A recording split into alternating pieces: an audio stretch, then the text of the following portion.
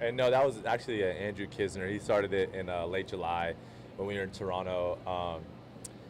July, August, it's kind of like the dog days that, the season where, it's kind of the middle of it, gets warm weather and stuff like that. And so he just kind of talked about, grinding out at-bats, having good at-bats, team at-bats and kind of stuff like that. And it's kind of run off and taken its life of its own. And actually today I came to my locker and had a pepper grinder from a fan sent to me in my locker. So it's pretty fun. It's a cool deal that I think the guys kind of enjoy, and it's kind of a fun little thing that we do. And just a little background on you, just doing some research as any good journalist would, I saw that you were a big-time high school quarterback, and I know that you just had your 7th outfield assist Thursday night. Is there any correlation between maybe the quarterback and be able to do that?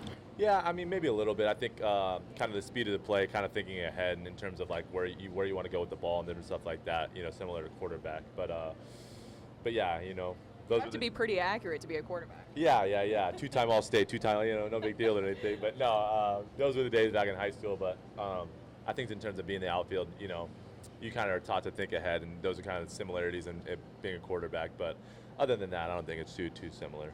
Would you say that older guys, the veterans, really embracing you and taking you in has helped you get a lot more comfortable and be able to contribute as much as you have? Absolutely. I think they have, like you said, they've taken me in and they've kind of let me be myself, and they've kind of accepted who I am. And so I think on the field that helps me be myself, off the field that helps me be myself, and just kind of being comfortable in your own skin, I think that helps a ton. And so super grateful for those guys and the leaders on this team that just allow me to be myself.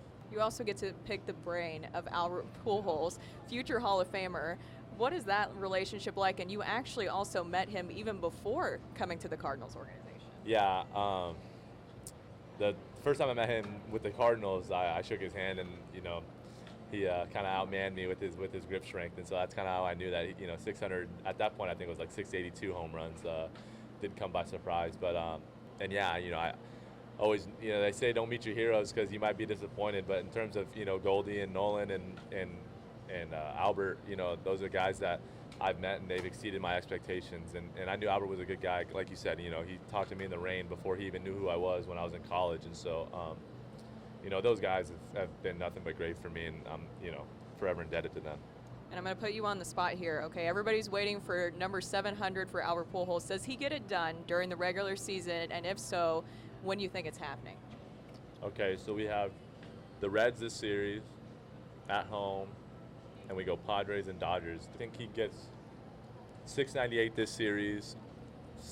There's 698 this series, 699 on the road, and then he'll do it in fashion and bring it back home and do 700 from the home crowd. I don't have a doubt in my mind.